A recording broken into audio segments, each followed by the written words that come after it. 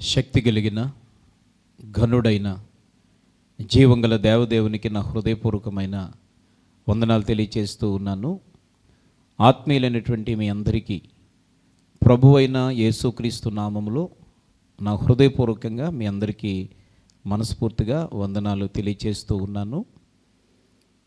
మీరందరూ క్షేమంగా ఉన్నారని భావిస్తూ దేవుని స్తుతిస్తూ మీ అందరి క్షేమము కొరకు ఇప్పుడు ప్రార్థన చేస్తూ ఉన్నాము. ఈ పరిచర్యను మీరు ప్రేమిస్తూ ప్రోత్సహిస్తూ అనేక మందికి పరిచయం చేస్తూ ఈ యొక్క పరిచర్యలో పాలిభాగస్తులైన మీ అందరికీ దేవుని యొక్క దీవెన బహుగా మీ జీవితంలో జరగాలని ఉండాలని మీ కొరకు ప్రార్థన చేస్తూ ఉన్నాం. ఈ పరిచర్యలో పాలిభాగస్తులైన మీరందరూ భారం కలిగి ప్రార్థనాపూర్వకంగా ఈ పరిచర్యను అనేక మందికి పరిచయం చేస్తూ మీరు కూడా పాలిభాగస్తులై ఉండాలని మరొకసారి మీ అందరినీ ప్రేమతో కోరుతూ ఉన్నాను. ఈరోజు ఈ యొక్క వాక్యములు, ఈ యొక్క జరుగుతున్న ఆత్మ సంబంధమైన కార్యక్రమములు మీ స్నేహితులైన వారికి, శ్రేయోభిలాషులైన వారికి, మీ బంధువులకు, ప్రాముఖ్యమైనటువంటి వారందరికీ, మీ ఇరుగు పొరుగు వారికి ఈ యొక్క కార్యక్రమాన్ని పరిచయం చేస్తూ ఈ విధంగా కూడా పరిచర్యలో మీరందరూ పాలుభాగస్తులు కావాలని దేవుని పేరట ప్రత్యేకంగా మీ అందరికీ ప్రత్యేకమైన ఆహ్వానాన్ని తెలియచేస్తూ ఉన్నాను. ఈ సమయంలో తల్ల వంచినట్లయితే ప్రార్థన చేసుకొని ముందుకు వెళదాం. అందరూ కూడా కళ్ళు మూసుకొని ప్రార్థనలో ఏకీవించండి. మమ్మలను అతిమిక్కిలిగా ప్రేమిస్తూ ఉన్నటువంటి జీవం కలిగిన దేవా, ఈ అద్భుతమైనటువంటి సమయాన్ని మాకు ఇచ్చినందుకు వందనాలు. గతించిన దినములన్నీ నీ అమూల్యమైనటువంటి రెక్కల చాటున కాచి దాచి భద్రపరిచి నీ సజీవమైన రెక్కలలో మమ్మల్ని అందరినీ సురక్షితంగా కాపాడినందుకు కృతజ్ఞతలు తెలియచేస్తూ ఉన్నాం. ఈ కార్యక్రమంలో తలలు వంచి ఏకీభవించి ప్రార్థిస్తున్న ప్రతి వారిని మీ స్వాధీనంలో తీసుకొనండి. ఈ కార్యక్రమంలో పాల్గొంటున్న ప్రతి వారిపై నీ ప్రత్యేకమైనటువంటి సన్నిధి ఉంచి దీవెనకరంగా, ఆశీర్వాదకరంగా, మేలుకరంగా నడిపించి మార్చుమని, కృపచూపుమని యేసు నామములో ఈ ప్రార్థన అడుగుచున్నాము తండ్రి, ఆమేన్. ప్రియమైనటువంటి వారలారా, పరిశుద్ధ గ్రంథములో నుండి దేవుని యొక్క వాక్యమును కొంత సమయం, ఈ అద్భుతమైన సమయంలో దేవుడు మనకిచ్చిన ఈ అవకాశమును బట్టి కొంతసేపు ధ్యానం చేద్దాం. పరిశుద్ధ గ్రంథములో నుండి ఫిలిప్పీలకు రాసినటువంటి పత్రిక 3వ అధ్యాయము 14వ వచనములో ఈ విధంగా వ్రాయబడి ఉంది. క్రీస్తు యేసునందు దేవుని ఉన్నతమైన పిలుపునకు కలుగు బహుమానమును పొందవలెనని గురి యొద్దకే పరుగెత్తుచున్నాను. అపొస్తలుడైనటువంటి పౌలు దేవుని యొక్క సేవకునిగా,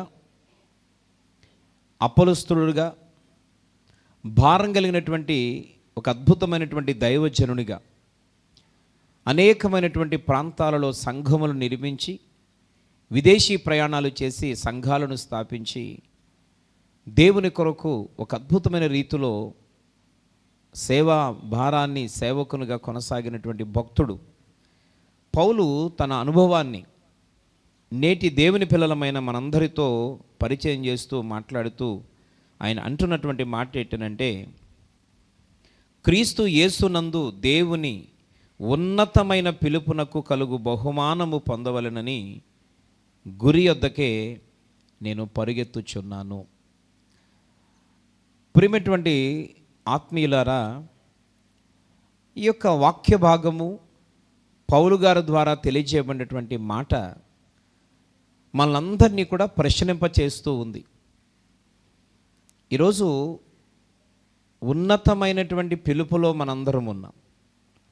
దేవుని సేవకునిగా కొనసాగుతున్న, సేవకురాలుగా జీవిస్తూ ఉన్న, ఒక సంఘమునకు పెద్దలుగా ఉంటున్న, ఒక అద్భుతమైనటువంటి వరములతో నింపబడి సంఘములో వాడబడుతున్న, ఆత్మీయమైనటువంటి బిడలుగా జీవితాన్ని, ఆత్మీయతను కొనసాగిస్తున్న మనందరము ఒక పిలుపులో ఉన్నాం. దేవుడు మనను ఏర్పాటు చేసుకొని ప్రత్యేకపరిచి తన బిడ్డలుగా, తన స్వాస్థ్యముగా, తన రాజ్యమునకు నడిపించుటకు దేవుడు మనలను పిలుచుకొని ఉన్నాడు. అనగా అద్భుతమైనటువంటి పిలుపులో ఉన్నాం. అయితే పౌలు గారు అంటున్న మాట ఏంటంటే, ఆ పిలుపునకు తగిన బహుమానము పొందవలనని నేనైతే, నా మట్టుకు నేనైతే గురి యొద్దకే పరిగెత్తుచున్నాను అని పౌలు గారు తెలియచేస్తూ ఉన్నారు.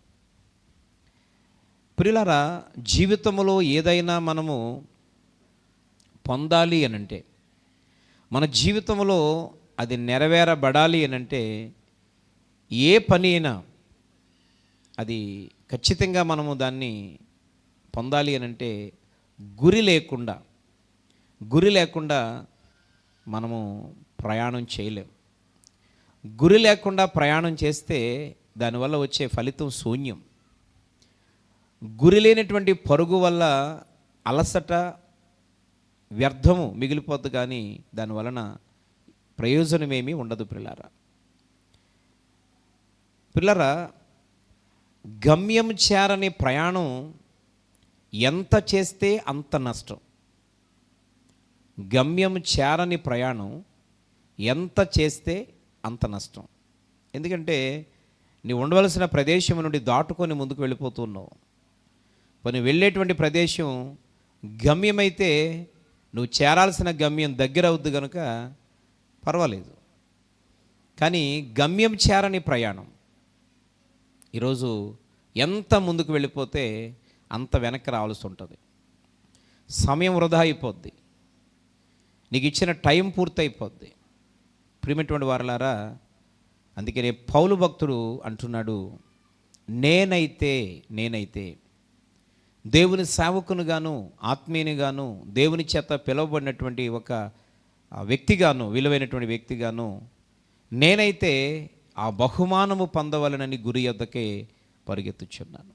ఈ వాక్యం వింటున్న నా ప్రియమైనటువంటి స్నేహితులారా, పరిశుద్ధాత్మ దేవుడు, జీవంగల దేవుడు, నిన్ను పిలిచిన దేవుడు ఈ సమయంలో నిన్ను ప్రశ్నింపచేస్తూ ఉన్నాడు. ఈ వాక్యం వింటుండగా నీ ఆత్మీయ జీవితంలో ఒక ప్రశ్న వేసుకోవాల్సిన అవసరత ఉంది అనే సంగతిని దేవుడు జ్ఞాపకం చేస్తూ ఉన్నాడు. ఈరోజు చాలా కాలమైంది నువ్వు రక్షించబడి.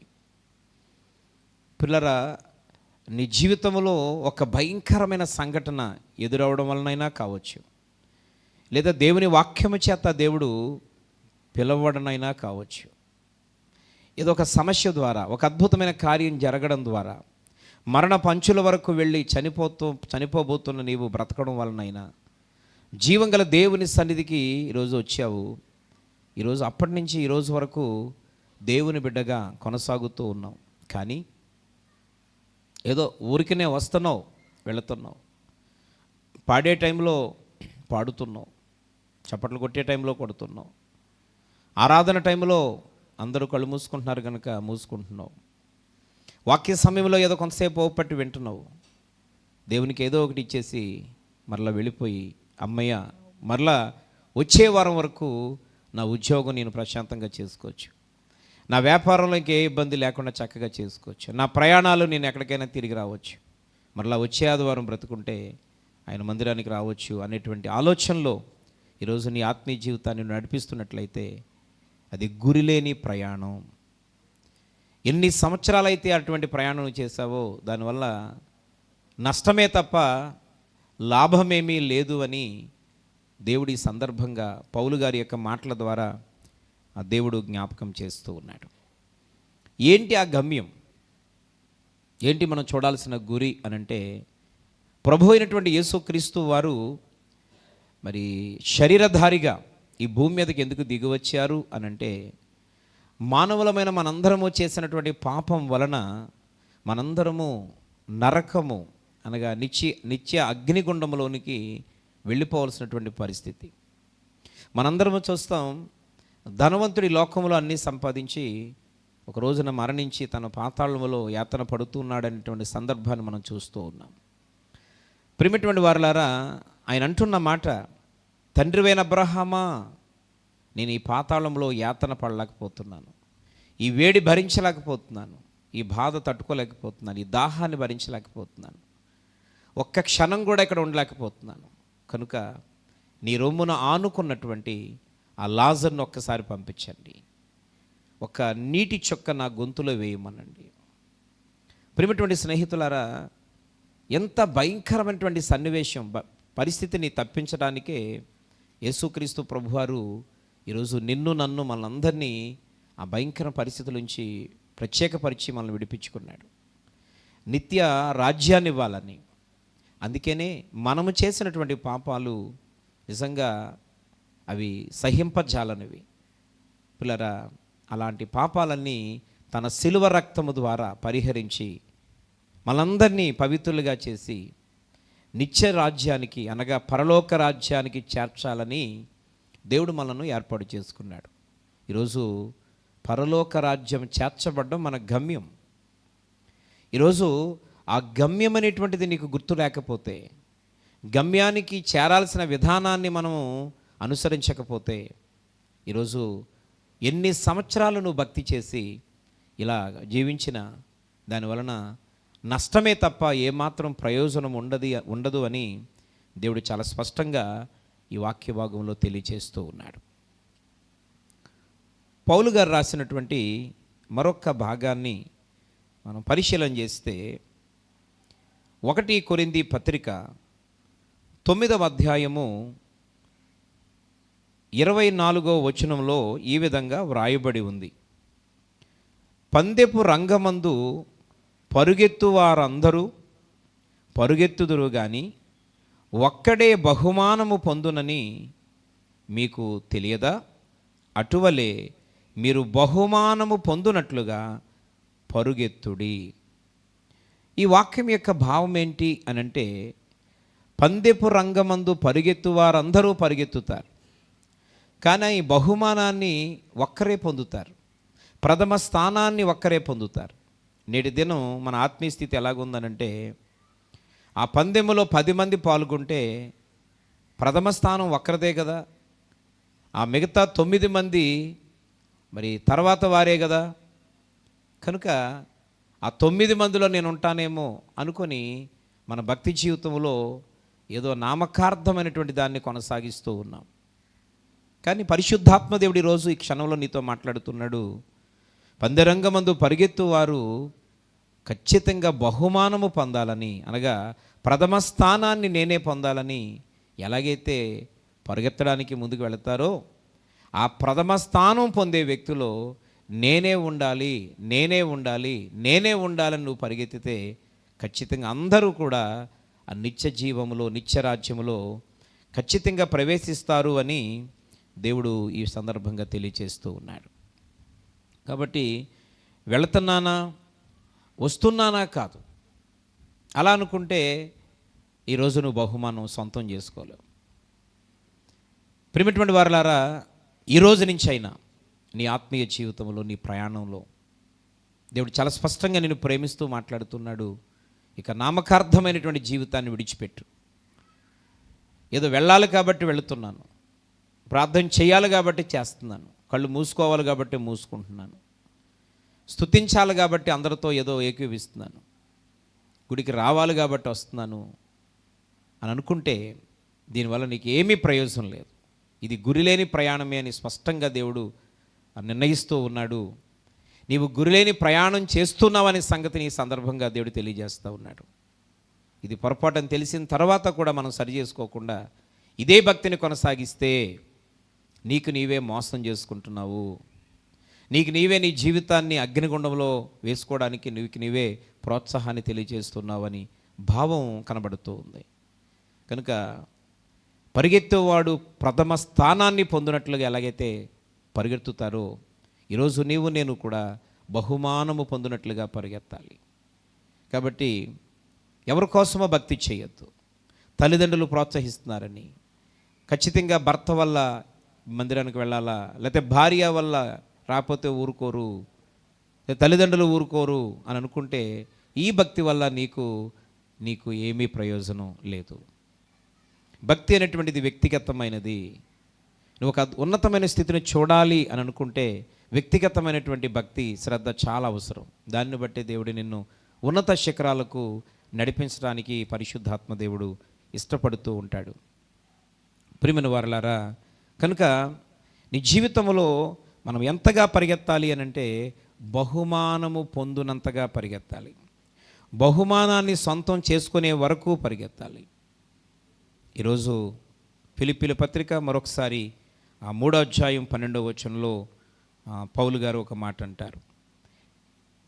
ఫిలిప్పీలకు రాసిన పత్రిక 3:12, ఇదివరకే నేను గెలిచి తినని అయినను, ఇదివరకే సంపూర్ణ సిద్ధి పొంది తినని అయినను నేను అనుకొనుట లేదు కానీ, నేను దేని నిమిత్తము క్రీస్తు యేసు చేత పట్టబడితునో దానిని పట్టుకొనవలనని పరుగెత్తుచూ ఉన్నాను. ఇక్కడ పౌలు గారు ఒక అద్భుతమైన మాటను జ్ఞాపకం చేస్తున్నారు. నేను ఇదివరకే గెలిచి తినని అయినను, ఇదివరకే సంపూర్ణ సిద్ధి పొంది తిని అయినను నేను అనుకోవడం లేదు. అంటే మన జీవితంలో కూడా సాధించానని అనుకోవడానికి ఏం లేదు. ఎందుకంటే అది ఇంకా మనం పొందుకోలేదు కాబట్టి, అది ఇంకా మనం సొంతం చేసుకోలేదు కాబట్టి.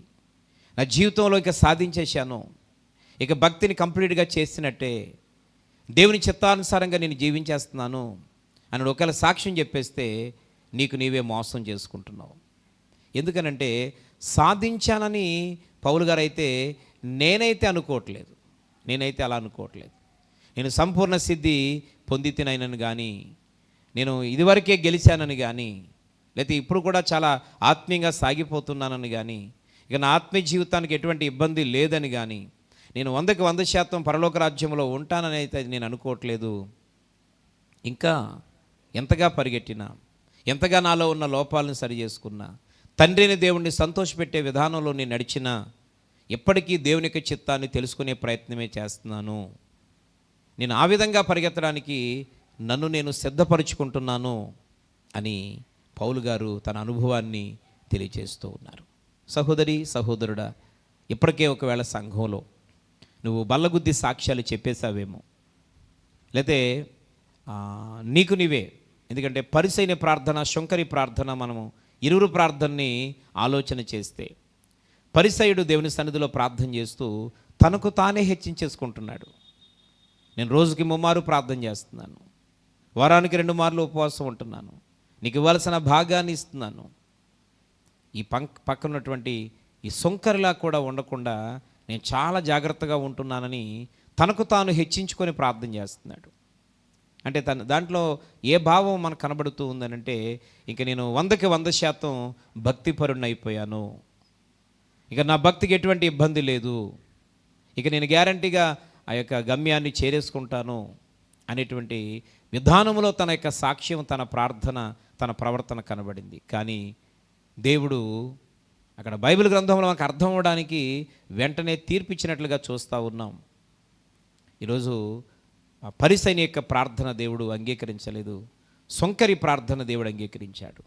నీ సన్నిధిలో నిలబడుకైనను యోగ్యత లేదు నాయనా అని గుండెలు బాదుకుంటూ, ఆకాశం వైపు కనులెత్తి చూడడానికి ధైర్యము చాలక, పాపిని పాపిని పాపిని అని గుండెలు బాదుకొని, అంటే తను పాపిని పాపిని అని ప్రతిదినము తన జీవితాన్ని నూతనపరుచుకుంటూ ఉన్నాడు. దేవుడు వారిద్దరి ప్రార్థనలో ఎవరిది అంగీకరించాడు అని అంటే సుంకరి ప్రార్థన అంగీకరించాడు. పరిసెడు ఏమనుకుంటున్నాడంటే, ఇక నేను భక్తుడిని అయిపోయాను, ఇక నాకేమీ ఇబ్బంది లేదు, నేను గమ్యాన్ని చేరేసినట్టే. కానీ దేవుడు ఏమన్నాడంటే, దేవుడు అతని ప్రార్థన ఏమాత్రం అంగీకరించలేదు. ఒకవేళ దేవుని బిడ్డలారా, ఇప్పటివరకే ఒకవేళ వ్యక్తిగతంగా నీ గొప్పలు నువ్వే చెప్పుకుంటున్నావేమో, నీ గురించి నువ్వే పొగడేసుకుంటున్నావేమో, నేను అలా జీవిస్తున్నాను, ఇలా జీవిస్తున్నాను, నేను అలా చేస్తున్నాను, ఇలా చేస్తున్నాను, అయ్యో మందిరంలో నేనే స్తంభంగా ఉంటున్నాను, ఆర్థిక విషయాల్లో నేనే ప్రథమ స్థానంలో ఉంటున్నాను. నిజంగా నువ్వు ఉంటే చాలా సంతోషం, నేను ఎంకరేజ్ చేస్తున్నాను. దేవుడు నిన్ను చూస్తూ ఉన్నాడు. ఎందుకంటే నువ్వు చేసేది, నువ్వు చెందేది ఏదైనా దేవుడు చూస్తే రెట్టింపు రెట్టింపు రెట్టింపు ప్రతిఫలాన్ని దేవుడు ఇస్తూనే ఉంటాడు. అదే మనుషుల చేత నువ్వు పొగిడించబడితే ఆ పొగడితే నీకు ఇక ఆశీర్వాదం, కానీ దేవుని యొద్ద నుంచి మాత్రం నీకు ఏ విధమైన ఆశీర్వాదం రాదు. కనుక మనుషులు పొగిడితే మనకు దేనికి కలిసి రాదు, దేనికి లాభం లేదు. కానీ దేవుని దృష్టిలో పడితే ఆయన పరలోకపు ద్వారాలు తెరిస్తే నీ జీవితంలోనే కాదు, నీ పిల్లల జీవితంలో, నీ కుటుంబ జీవితంలో తరతరాలకు 1000 తరాల వరకు ఆ ఆశీర్వాదం నిన్ను నీ కుటుంబాన్ని వెంటాడుతూనే ఉంటుంది. ఇంక ఈరోజు నేను సాధించానని కానీ, ఇక భక్తిలో చాలా చక్కగా కొనసాగుతున్నాను కానీ, ఏ రోజు నువ్వు గర్వపడొద్దు అని దేవుడు తెలియచేస్తూ ఉన్నాడు. ఎందుకనంటే సాధించాను నువ్వు అనుకోవద్దు, ఇదే భక్తి అని నువ్వు ఎప్పుడు గర్వపడొద్దు. ఎందుకంటే నువ్వు ఇంకా దాన్ని సొంతం చేసుకోలేదు కనుక. మరొకసారి అదే కొరింథీ పత్రిక 9వ అధ్యాయము 25వ వచనాన్ని మనం ఆలోచన చేస్తే, మరియు పందెపు రంగమందు పోరాడు ప్రతి వాడు అన్ని విషయములందు మితముగా ఉండును. ప్రియమైనటువంటి వారలారా, ఈ వచన భాగములో మరి పరిగెత్తేవారు విజయాన్ని సాధించాలి, తండ్రి అయిన దేవునికి అనుకూలమైన రీతిలో వారు ముందుకు సాగాలి అని అంటే, ఇక్కడ పౌలు గారి ద్వారా దేవుడు తెలియజేస్తున్నటువంటి ఆ చక్కని మాట ఏంటంటే, పందె రంగమందు పోరాడు ప్రతివాడు అన్ని విషయములలో మితముగా ఉండును. విజయాన్ని సాధించాలంటే తగ్గిపోవాలి. పిల్లరా, మనం తగ్గితే భక్తి పెరుగుద్ది. ఈ లోక సంబంధమైన మన ఆలోచనలు తగ్గితే దేవుని యొక్క ఆత్మ సహాయం మనకు తోడుగా ఉంటుంది. మన భక్తి అభివృద్ధిలోకి రావడానికి అది ఎంతో సహాయపడుద్ది. కనుక అన్ని విషయములలో మనం తగ్గిపోవాలి. మనం తగ్గితే భక్తి పెరుగుద్ది.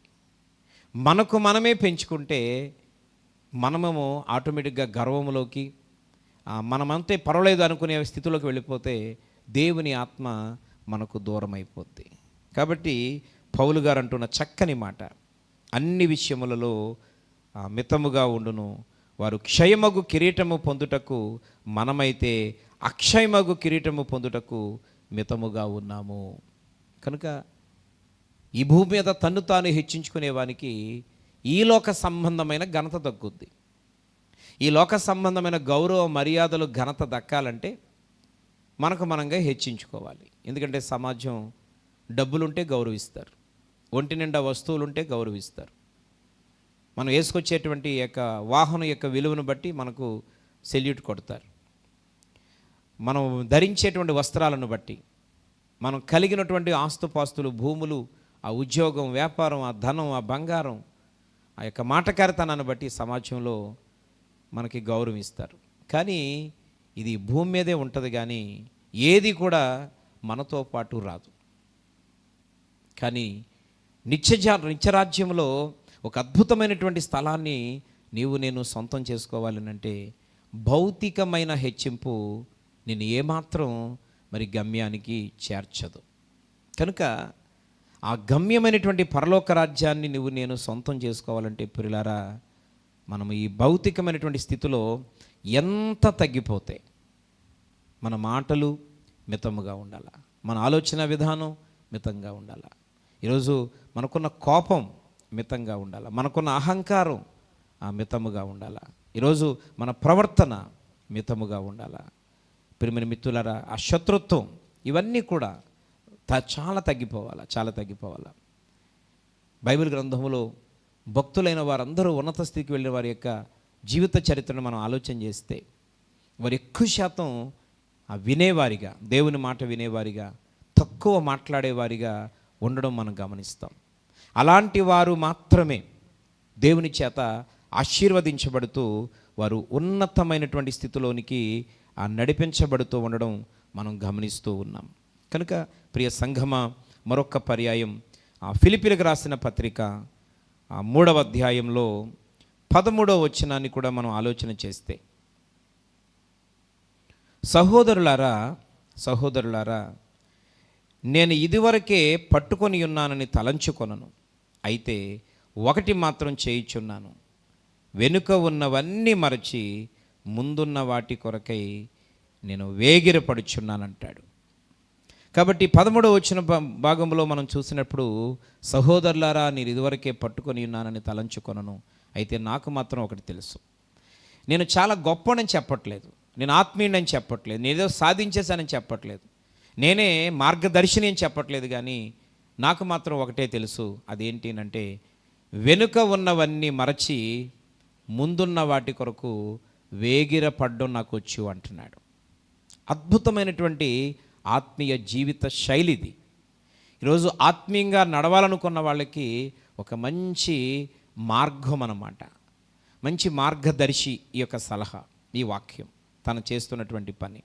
ఎందుకనంటే సమాజంలో ఎవరైనా ఒకరు ఆరోగ్యంగా కనబడితే, సమాజంలో ఎవరైనా ఒకరు ఆశీర్వాదకరంగా కనబడితే, నిజంగా వారి నుంచి నేర్చుకోవాలని ఆశ కలిగిన వారు ఏం చేస్తారంటే, వాళ్ళు ఏం చేయడం వల్ల ఆరోగ్యంగా ఉన్నారు, వారు ఏ విధంగా ముందుకెళ్ళడం వల్ల వాళ్ళగా అభివృద్ధిలోకి వస్తున్నారు అని తెలుసుకునే ప్రయత్నం చేస్తారు. అప్పుడు వారి యొక్క ఆరోగ్య సూత్రాలు పాటించి, వారి యొక్క తిండి విషయంలో జాగ్రత్తలు పాటించి ఇలా చేస్తున్నానని చెప్తే, నిజంగా అదే దాన్ని ఎవరైనా ఫాలో అయితే వీరి ఆరోగ్యాన్ని కూడా వీరు కాపాడుకోగలుగుతారు. అలాగనే పౌలు గారు అంచెలంచెలుగా అంత ఉన్నత స్థితిలోనికి ఎలా వెళ్ళగలిగాడు, ఇన్ని అద్భుతమైనటువంటి కార్యాలు ఎలా చేయగలిగాడు, ఇన్ని పత్రికలు ఎలా రాయగలిగాడు, విదేశాలకు వెళ్ళి సువార్త ఎలా ప్రకటించగలిగాడు, బయట ఉన్నప్పుడు సమాజంలో జైల్లో ఉన్నప్పుడు పిల్లరా అతడు ఒకే విధంగా దేవుణ్ణి ఎలా స్తుతించగలిగాడు, తన కష్టాలలో శ్రమలలో ఉండి కూడా అనేకమైన ఆత్మలు ఎలా రక్షించగలిగాడు, ప్రార్థనలో పడిపోకుండా బలహీనమైపోకుండా ఆత్మీయంగా తను సాగుతూ అనేక మందిని నడిపించేటువంటి శక్తి సామర్థ్యాలు పౌలు గారు ఎలాగ పొందుకోగలిగారు. ఆయన ఒక స్టేట్మెంట్ ఇస్తాడు, మంచి పోరాటము పోరాడి తిని, నా పరుగు కడముట్టించి తిని, నా విశ్వాసాన్ని కాపాడుకోగలిగాను అని ఒక మంచి స్టేట్మెంట్, జడ్జిమెంట్ ఇస్తాడు. ప్రియమైనటువంటి దేవుని బిడ్డలారా, ఇది అద్భుతమైనటువంటి స్టేట్మెంట్ అని చెప్పాలి. తన ఆత్మీయ జీవితంలో తను గర్వంగా మరణించే ముందు ఆ మంచి మాట చెప్పి అతడు ఈ లోకాన్ని విడిచిపెట్టి దేవుని దగ్గరికి వెళ్ళిన సంగతులు మనం చూస్తూ ఉంటాం. కనుక మంచి పోరాటం ఎవరి కోసం? దేవుని కొరకు, ఆత్మీయత కొరకు, పొందవలసినటువంటి గమ్యాన్ని, బహుమానాన్ని పొందుట కొరకు నేనైతే మంచి పోరాటాన్ని పోరాడాను, విశ్వాసాన్ని కాపాడుకున్నాను, నా పరుగును కూడా కడముట్టించి విజయాన్ని సాధించగలిగాను అని ఒక అద్భుతమైనటువంటి మాట ఈరోజు చెప్పగలుగుతున్నాడు. కనుక మనం ఎలా పరిగెత్తాలి, ఎలా పరిగెత్తితే మనము మరి ఈరోజు గమ్యాన్ని చేరతాము అని అంటే, ఆ పౌలు భక్తుడి ద్వారా ఒకటి, మితముగా అన్ని విషయములలో మనము తగ్గిపోయి మనము మరి పరిగెత్తాలి. అప్పుడు మనము గమ్యాన్ని సొంతం చేసుకోగలుగుతాం.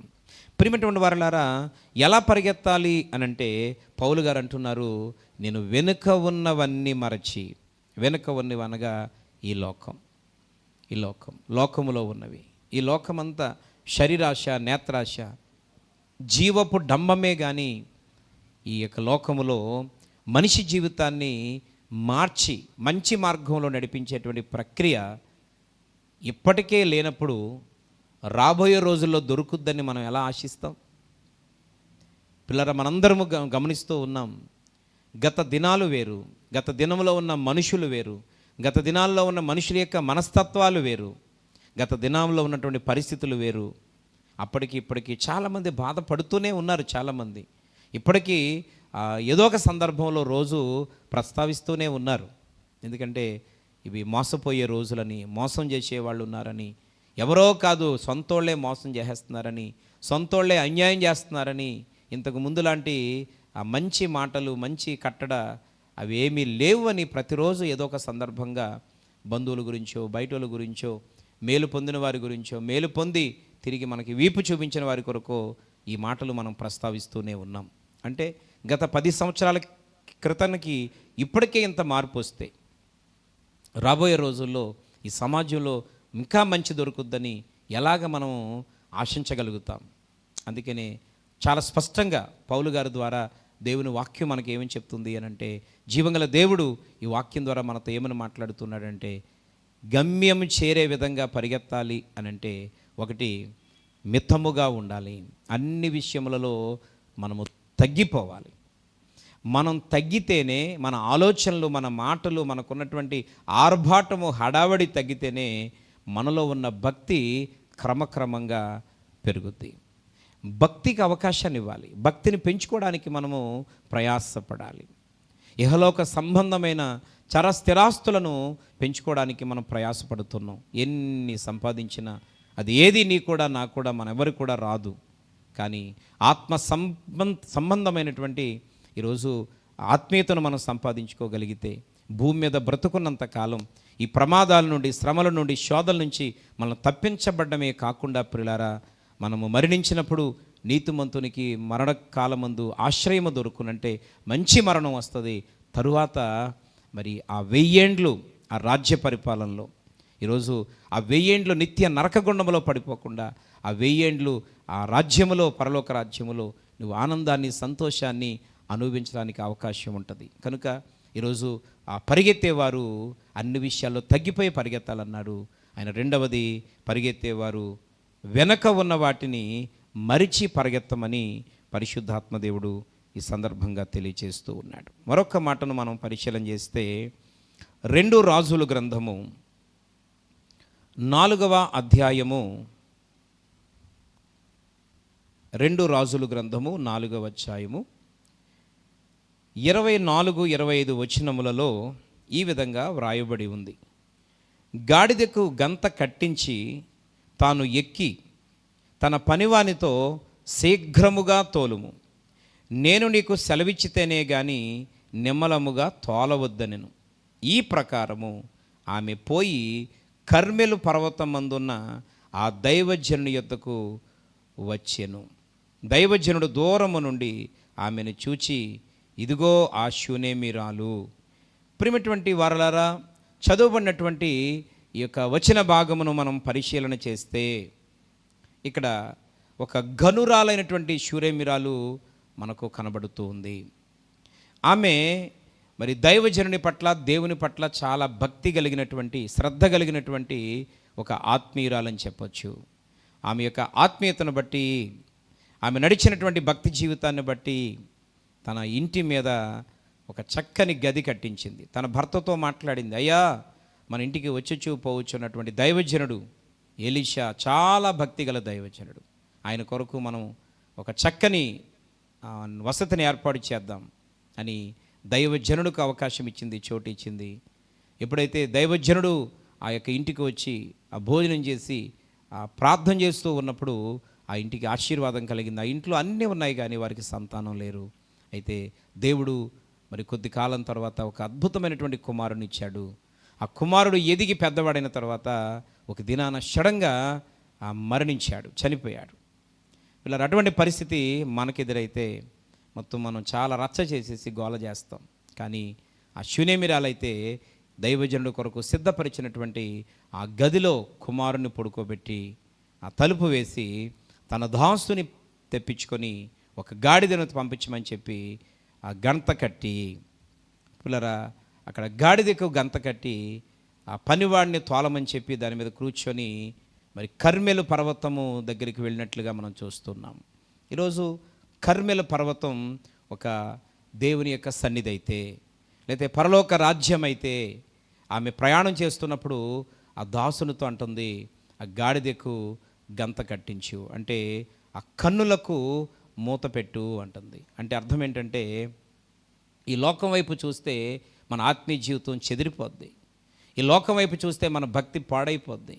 ఈ లోకంలో జరుగుతున్నటువంటి సన్నివేశాలు మనం చూస్తే, లేదా యూట్యూబ్ను చూస్తే, లేకపోతే ఆ ఫేస్బుక్ని చూస్తే, ఈరోజు ఆ లోక సంబంధమైనటువంటి కార్యక్రమాల వైపు మనం చూస్తే, సమాజంలో జరుగుతున్నటువంటి అరాచకాల వైపు మనం చూస్తే మన ఆత్మీయత కూడా పూర్తిగా సర్వనాశనం అయిపోద్ది. ఆమె ఆ కర్మెలు పర్వతం దేవుని యొక్క సన్నిధి దగ్గరికి నేను వెళ్ళాలని అంటే గాడిదకు గంత కట్టాలి. ఈరోజు మన కళ్ళలు కూడా గంత కట్టుకోవాలి.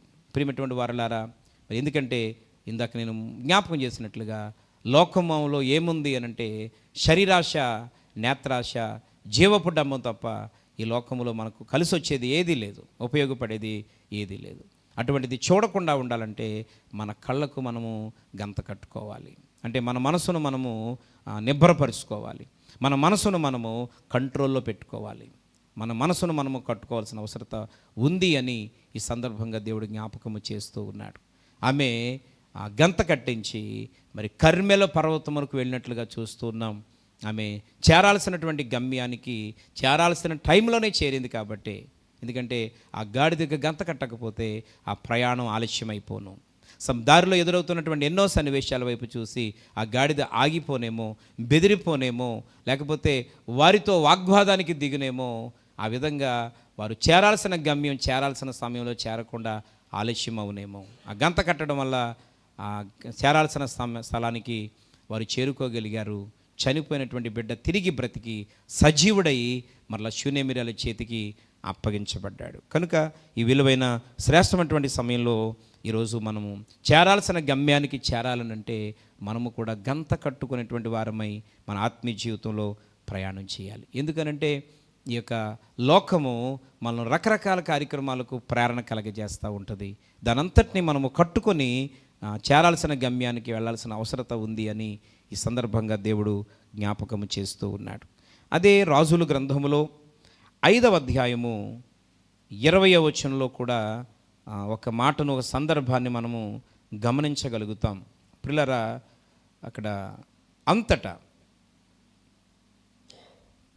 దైవజనుడని ఎలీషాకు సేవకుడుగు గెహాజీ సిరియనుడైన ఈ నయమాను తీసుకుని వచ్చిన వాటిని అంగీకరించుటకు నా యజమానుకి మనస్సు లేకపోయాను. కానీ యెహోవా జీవముతోడు నేను పరుగెత్తుకొని పోయి అతన్ని కలుసుకొని అతని యొద్ద ఏదైనను తీసుకొందుననుకొని నయమానును కలుసుకొనుటకు పోవుచుండగా. ప్రియమైనటువంటి స్నేహితులారా, ఈ సందర్భాన్ని మనం ఆలోచన చేస్తే అద్భుతమైనటువంటి దేవుని సేవకుడు, 2 పాళ్ళ గల అభిషేకం కలిగినటువంటి దైవజనుడు ఎలీషా దగ్గర మరి దాసుడిగా పనిచేస్తున్న గెహాజీ, మరి ప్రత్యేకంగా సిరియా దేశం నుంచి వచ్చినటువంటి నయమాను మరి కుష్ఠవ్యాధిని పోగొట్టుకొని తిరిగి వెళుతూ ఉన్నప్పుడు అతను తీసుకొచ్చినటువంటి బహుమానాలు ప్రియమైనటువంటి వారలారా, మరి ఎలీషా వద్దు అని చెప్పిన గెహాజీ దురాశపడి ఈ లోక సంబంధమైనటువంటి వాటి మీద తన దృష్టిని పెట్టి అక్కడ ఒక మాట మనం చూస్తూ ఉన్నాం. అదేనంటే, యెహోవా జీవముతోడు నేను పరుగెత్తుకొని పోయి అతనిని కలుసుకొని అతని యొద్ద ఏదైనా తీసుకొందును అనుకున్నాడు. గెహాజీ యొక్క పరుగు దేనికి దారి తీసింది అనంటే నాశనమునకు దారి తీసింది. ప్రియులారా, శూనేమిరాల యొక్క పరుగు చనిపోయిన తన బిడ్డ బ్రతకడానికి అవకాశాన్ని కలగజేసింది. ఆమె అంటుంది, ఎక్కడ ఆపకుండా పరుగున కర్మెలు పర్వతం యొద్దకు మనం పోవలసి ఉంది. ఆ పోయేటప్పుడు గాడిదకు గంత కట్టించు, లోకం వైపు చూడకుండా యెహోలోక సంబంధం వైపు మన కళ్ళు చెదిరిపోకుండా గమ్యానికి చేరాలనంటే గంత కట్టుకున్న వారమే మనం ప్రయాణం చేయాలి. గమ్యానికి చేరి చనిపోయిన కుమారుని తిరిగి దక్కించుకోగలిగింది. ప్రియమైనటువంటి వారలారా, గెహాజీ యెహోలోక సంబంధమైన వాటి మీద తన యొక్క మనసును చెల్లాచెదరు చేసుకున్నాడు. కాబట్టి అతడు ఏ ఉద్దేశంతో అయితే దేవుని దగ్గరికి వచ్చాడో, ఏ పిలుపునైతే లోబడి ముందుకు నడవాల్సిన సంగతిని మర్చిపోయి ఈ లోకం వైపు చూశాడో, లోక ఆశల వైపు చూశాడో, ప్రియమైనటువంటి స్నేహితులారా, తన జీవితాన్ని చేతులారా నాశనం చేసుకున్నట్లుగా ఈరోజు మనం గమనిస్తూ ఉన్నాం. కనుక ఈ యొక్క సందర్భాలన్నీ మనం వింటూ ఉన్నాం, చాలా విని ఉన్నాం. ఈ సందర్భంగా నీవెలాగున్నావు? నీ ఆత్మీయ జీవితం ఎలాగుంది? నీ పరుగు ఎలాగుంది? ఈరోజు నిజంగా గమ్యము చేరే విధంగానే నువ్వు పరుగెత్తుతున్నావా? ఇన్ని సంవత్సరాలైంది దేవుని దగ్గరికి వచ్చి బాప్తీసం తీసుకొని పేరు మార్చుకొని దేవుని బిడ్డగా జీవిస్తున్నానని సాక్ష్యాలు చెప్పుకుంటూ నువ్వు జీవితాన్ని కొనసాగిస్తూ ఉన్నావు. ఒకవేళ ఇంతవరకు నువ్వు గమ్యము చేరని ప్రయాణమే చేస్తున్నట్లయితే, ఎంత ప్రయాణం చేస్తే అంత నష్టం, ఎంత వ్యర్థమైనటువంటి ప్రయాణం చేస్తే అంత నీకు నష్టం అనే సంగతిని దేవుడు జ్ఞాపకం చేస్తూ ఉన్నాడు. కనుక మనము ఎలా పరిగెత్తాలి ఈ సందర్భంగా అనంటే ఒక్క మాట చూద్దాం. ఆదికాండము 19వ అధ్యాయము 17వ వచనంలో ఈ విధంగా వ్రాయబడుతూ ఉంది. ఆ దూతలు వారిని వెలుపలికి తీసుకొని వచ్చిన తరువాత ఆయన, నీ ప్రాణము దక్కించుకున్నట్లు పారిపొమ్ము, నీ వెనుక చూడకుము, ఈ మైదానములో ఎక్కడను నిలవక నీవు నశించిపోకుండా ఆ పర్వతమునకు పారిపొమ్మని చెప్పగా. ప్రియమైనటువంటి వారలారా, ఇక్కడ ఒక మంచి సందర్భాన్ని చూస్తూ ఉన్నాం. సొదొమ గొమొర్రా ప్రాంతాన్ని దేవుడు పరిశీలన చేసినప్పుడు నిజంగా అక్కడ భయంకరమైన పాపముతోనూ భయంకరమైనటువంటి దేవునికి వ్యతిరేకమైనటువంటి సన్నివేశాలతోనూ నిండిపోయినప్పుడు దేవుని యొక్క ఉగ్రత ఆ పట్టణాల మీదకి వచ్చింది. అయితే ఆ పట్టణంలో మరి లోతు యొక్క తమ్ముడు కొడుకైన అబ్రహాము తమ్ముడు కొడుకైన లోతు అక్కడ జీవిస్తూ ఉన్నాడు. అబ్రహాము దేవునికి ప్రార్థన చేస్తూ ఉన్నాడు, అయ్యా ఆ గ్రామములో కొంతమంది నీతిమంతులు ఉంటే ఆ గ్రామాన్ని నాశనం చేయకుండా ఉంటావా అని అలాగా 50 మంది నుంచి అలా వచ్చాడు. ఆఖరికి మరి లోతు కొరకే ప్రార్థన చేస్తున్నారనే సంగతి దేవునికి తెలిసింది. అప్పుడు దేవుని యొక్క దూతలను పంపించి వారు చెప్తూ ఉన్నారు, మీ ప్రాణమును దప్పించుకున్నట్లు మీరు ఆ కొండకు పారిపోండి, వెనుకకు చూడకండి, వెనుకకు చూడకుండా మీరు ఆ యొక్క కొండకు పారిపోతే మీ ప్రాణాన్ని మీరు దక్కించుకుంటారు, గమ్యానికి చేరతారు అని చాలా స్పష్టంగా దేవుని దూత వారికి చెప్పడం జరిగింది. కానీ ప్రియమైనటువంటి స్నేహితులారా, ఆ బయలుదేరినటువంటి ఆ కొద్ది మందిలో ఆ నలుగురులో మరి 3 ఆ కొండకు పారిపోయారు. లోతు భార్య మాత్రం వెనుకకు చూసి ఆమె స్తంభముగా మారిపోయినట్లుగా మనం చూస్తూ ఉన్నాం. ఈ యొక్క వాక్యములో మనకేం తెలియజేస్తూ ఉన్నాడు దేవుడు అని అంటే, ఈరోజు నీవు నేను ఈ ఆత్మీయ జీవితంలో ఎలాగ పరిగెత్తాలి అనంటే ప్రాణమును దక్కించుకున్నట్లుగా పరిగెత్తాలి. ఏదైనా వెనక నుంచి తరుముకొస్తూ ఉన్నప్పుడు, ఒక జంతువు మనల్ని వెంటాడుతూ ఉన్నప్పుడు, లేకపోతే ఒక పాము మన వెనక వస్తూ ఉన్నప్పుడు, పిల్లరా మనము ఎంత గట్టిగా ఛాయశక్తులుగా ప్రయత్నం చేసి దాని నుంచి తప్పించుకునే విధంగా ఆవేశాన్ని కూడా లెక్క చేయకుండా, అలసటను కూడా లెక్క చేయకుండా, మనకు మనం మైమర్చిపోయి ఏ విధంగా అయితే పరిగెత్తుతామో, ఈరోజు ఆత్మీయ జీవితంలో అంతగా పరిగెత్తితేనే మన ప్రాణము నరకమునకు పోకుండా మనము కూడా దక్కించుకోగలుగుతాం. ఈరోజు సహోదరి సహోదరుడా, ప్రియ దేవుని బిడ్డ, వాక్యం వింటున్న ఆత్మీయులారా, ఈరోజు మనం అలాగే పరిగెడుతున్నామా, లేదా నామకార్థంగా మన జీవితాన్ని కొనసాగిస్తున్నామేమో? అలాంటి భక్తి ఇచ్చడం వల్ల నీకు నాకు మనకి ఏ ప్రయోజనము లేదు అని దేవుడు చాలా స్పష్టంగా తెలియచేస్తూ ఉన్నాడు. ఈ మాటలు వింటుండగా ఇప్పుడే మనలో ఉన్న లోపాలను మనం సరిచేసుకొని ఈరోజు బహుమానము పొందినట్లుగా పరిగెడదాం. బహుమానం పొందినట్లుగా పరిగెత్తడానికి ఒక ఆత్మీయమైనటువంటి శక్తిని సంపాదించుకుందాం. లోపాలను ఇప్పుడే దేవుని దగ్గర ఒప్పుకొని సరి చేసుకొని దైవ చిత్తానుసారమైనటువంటి పరుగును కొనసాగిద్దాం. తలలు వంచండి, ప్రార్థన చేద్దాం. Thank you lord. మహోన్నతుడా, మహాగణుడా, సర్వశక్తిమంతుడైనటువంటి తండ్రి, నీకు వందనాలు. ఇంతవరకు నీ యొక్క వాక్యములో నుండి నీ చిత్తానుసారమైనటువంటి మాటలను తండ్రి మాకు మా అందరికీ తెలియచేసి మాతో మాట్లాడినందుకు వందనాలు. ఈ సమయంలో అవును ప్రభువా, బహుమానము పొందునట్లుగా పరిగెత్తమని నీ వాక్యం ద్వారా తెలియచేశావు. పౌలు గారి యొక్క అనుభవంలో నుండి, పౌలు గారి యొక్క జీవిత సాక్ష్యములో నుండి అనేక సంగతులను మేము విని ఉన్నాం. అవును, ఈరోజు నీ ఉన్నతమైనటువంటి పిలుపునకు ప్రభు మేమందరము లోబడవలసిన వారమై ఉన్నాం. ఆ పిలుపునకు తగినటువంటి బహుమానాన్ని మీరు సిద్ధపరుస్తూ ఉన్నారు. అది పొందునట్లు గురి యొద్దకే పరిగెత్తవలసి ఉంది. నేనైతే గురి యొద్దకే పరిగెత్తుచున్నాను అని భక్తుడి ద్వారా మాతో మాట్లాడుతూ ఉన్నాం. అవును, గమ్యం లేని ప్రయాణం ఎంత చేస్తే అంత నష్టం. అవును, ఈరోజు మేము చేస్తే భక్తి గమ్యం లేకుండా, గురి లేకుండా ముందుకు వెళుతున్నామేమో, నామకార్థమైన జీవితాన్ని జీవిస్తూ ఉన్నామేమో. ఏదో వస్తున్నానా, వెళ్ళిపోతున్నానా, ఏదో నేను కూడా ఒక భక్తుడినే, నేను కూడా ఒక భక్తురాలిని అని జీవిస్తూ కొన్నిసార్లు అవకాశం వచ్చినప్పుడు మా గురించి మేమే గొప్ప చెప్పుకొని, మాకు మేమే హైలైట్ చేసుకొని, మాకు మేమే హెచ్చించుకొని, నేను ఇలా చేస్తున్నాను, అలా చేస్తున్నాను, నేను లేకపోతే అసలు సంఘమే లేదు, నేను లేకపోతే సంఘంలో ఏ కార్యక్రమం లేదు, నేను లేకపోతే ఇక్కడ ఏమీ లేదని ఒక్కోసారి మాకు మేముగానే అయ్యా గొప్ప చేసుకొని, మాకున్న ఆత్మీయతను పూర్తిగా దిగజార్చుకొని మాకు మేమే మోసం చేసుకుంటున్నామేమో. ఇది చాలా ఆత్మీయతకు వ్యతిరేకమని సెలవిచ్చారు. సరి చేసుకోవడానికి, సరిచేయబడ్డానికి, గర్వపడ్డానికి ఇది సరైన సమయం కాదు.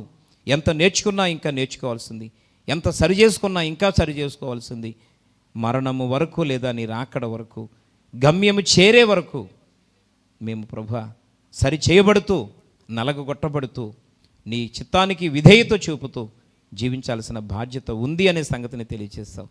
అయ్యా అదిగో తండ్రి, ఈ ప్రార్థనలో ఏకీవిస్తూ భక్తి జీవితంలో సరిచేసుకొని నిజంగా నేను కూడా పౌలు గారి వలె బహుమానము పొందే విధంగా పరుగెత్తుతాను అని ఎవరైతే తీర్మానం తీసుకుంటున్నారో వారిని మీరు జ్ఞాపకం చేసుకోండి. ఇంకా ఎవరైతే రక్షణలో లేరో వారికి ఈ గొప్ప అవకాశాన్ని దయచేయండి. ఎవరైతే ఆత్మీయతలో ఈ మధ్యన బలహీనమైపోయి నెరసెళ్ళిపోయి తండ్రి చల్లారిపోయారో బలపరచబడ్డానికి కృప చూపండి తండ్రి. ఈరోజు ఈ వాక్యాన్ని ఈ క్షణంలో వింటూ ఈ ప్రార్థనలో ఏకీవిస్తూ నేను కూడా గమ్యం చేరే విధంగా పరుగెత్తుతానని వారి నోరు విప్పి ఒక తీర్మానం తీసుకొని చుండగా మీరు అంగీకరించి గొప్ప కార్యాన్ని చేయండి.